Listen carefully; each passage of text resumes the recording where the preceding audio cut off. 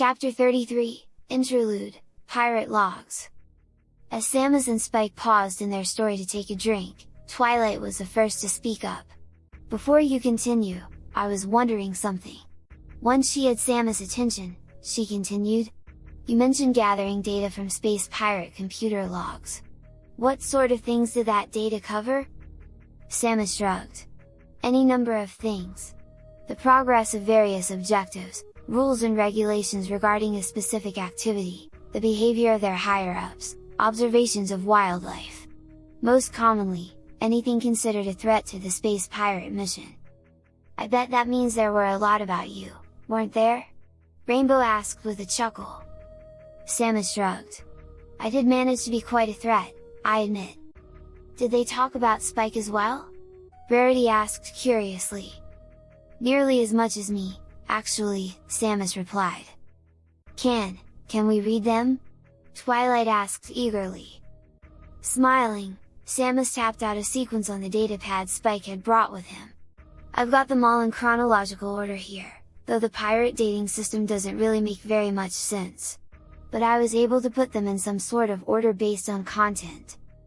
Everyone present crowded around the datapad to look at the entries. An unusual creature has been spotted on Talon 4. All signs point to it not being native. However, we did not bring it with us.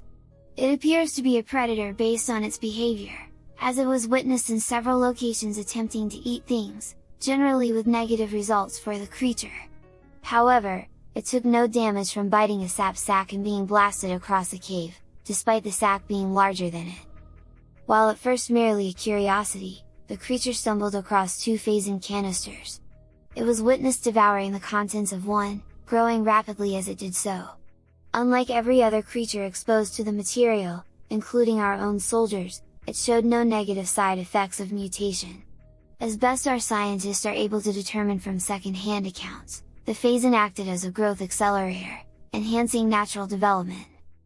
All pirates are to keep an eye out for this creature.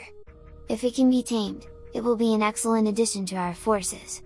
If it can be cloned, our phase-in research will possibly create an army of unstoppable killing machines, depending on how far phase-in can make the creature grow. Unstoppable killing machines? Twilight despaired, looking up at Spike worriedly. Well, if you take away everything that makes him such a nice guy, I'd say that's pretty accurate for how he is now, Rainbow pointed out, deciding, for whatever reason, to sit on Spike's head. He's certainly impressive, isn't he? Rarity agreed, fluttering her eyelashes at Spike. The dragon blushed, scratching at his chin, not entirely sure how to respond. But Spike's not a monster like that. Twilight whimpered. Course he ain't, Twee, Applejack pointed out. It's like Rainbow said. Physically, Spike is pretty close to unstoppable by our standards now, and he wouldn't have let nothing stop him if his friends and family were in danger, she chuckled.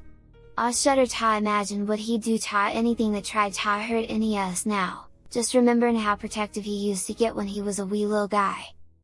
Rainbow Dash glanced away, blushing a bit, glad she already had her wings extended to balance on Spike's head. The space pirates don't think of other creatures as creatures, Samus explained. They see all that lives as resources, tools, or obstacles, even their own numbers. For the space pirates, referring to something as an unstoppable killing machine is the highest compliment their mindset can give. Those poor crawdad people! Fluttershy whimpered softly. Discord stared at her. You actually feel sorry for these space pirates? It's not their fault their lives are so bleak that all they know is conquest, Fluttershy pointed out. Not on an individual basis, anyway. If they had a leader that respected friendship and individuality, maybe they wouldn't have turned out so bad. As many stared at Fluttershy in disbelief, Celestia smirked at Luna in Discord. And that's why I picked her to rehabilitate Discord, she pointed out smugly. As Luna blew a raspberry at her sister, Discord chuckled. Because she would see and find the good in even someone like me? He asked. Touché, princess. Touché. He tousled Fluttershy's mane affectionately, making her giggle. He then stared in consternation as her mane landed naturally in its perfect arrangement as it always was, making Rarity turn a little green with envy. Next entry. Pinky called out eagerly, as she and the CMC were the only ones still gathered around the datapad. The reptilian creature shows remarkable adaptive capabilities. It has been seen to breathe fire, climb walls, swim faster than an Aqua Trooper's hydropack, and break our hardest metals in its bare hands. Magma gives the creature no harm, and it consumes everything in its path. Scientists have determined that it is a nymph form of a creature similar to Lord Ridley. However, given the capabilities it has shown so far, and the amount of phasin and other things it consumes to build and maintain its strength, projections indicate that it will surpass Lord Ridley's current abilities by a wide margin once it reaches adulthood. Once this was reported to Space Pirate High Command, the directive came down. This data is not to reach Lord Ridley. The subject is to be captured if possible, to be trained to serve the Space Pirate Empire. If this is successful, Lord Ridley may prove obsolete. Wait, Spike snapped out, hearing that part. They wanted to replace Ridley with me? Apparently, Samus replied. Something tells me Ridley would have been very unhappy when he heard about that. Maybe that's why he was so aggressive with me back on Zeebies when we went there the second time, Spike mused thoughtfully. Giggling, Pinky brought up the next entry. The creature serves the hunter. The creature began putting out a massive amount of energy, drawing our troops from all across the planet to investigate. When they arrived, they found the creature in a comatose state as it underwent metamorphosis, an ideal time to capture and contain it. However, when our troops moved in, the hunter stood in their way and attacked with intense ferocity. Always before, when attacked by such large amounts of forces, the hunter would focus on a mobile strategy, evading fire while firing back.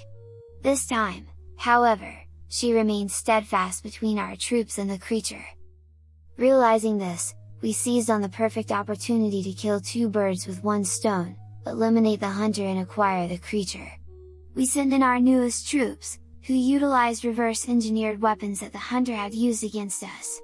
The hunter's equipment was limited, and the plasma trooper should have been able to finish her off. The plasma trooper's log was recovered.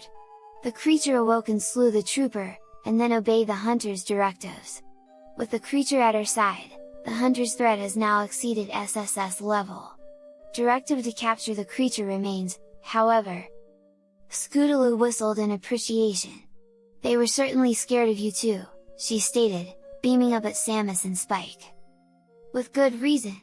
Spike preened. Sweetie Belle eagerly called up the next entry. Lord Ridley has fallen. Projections have proven accurate. Once the creature gained wings and the ability to fly, it engaged Lord Ridley in the air. While they seemed evenly matched, the other dragon eventually proved the mightier. Lord Ridley was recovered, and has demanded many augmentations to make himself superior in mid-air combat for next time he faces a dragon.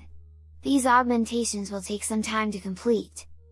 Well, they certainly have a one-track mind, Apple Bloom pointed out. Say Scootaloo, did you ever check to see if you got a flying cutie mark? Pinkie Pie asked. Gasping, Scootaloo spun in the air to check her flank. Nuts, she pouted, staring at her still blank flank. No dragon riding cutie marks for us, either, Sweetie Belle pouted, checking her own and Apple Bloom's flanks.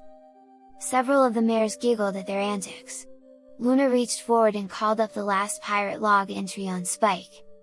The hunter's dragon is not invincible.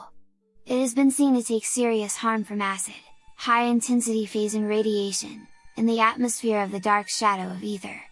Investigation is underway as to why these particular hazards threaten the creature, and, should we be able to capture it, how they might be used to tame it, and then circumvented once we have a cloned army of it.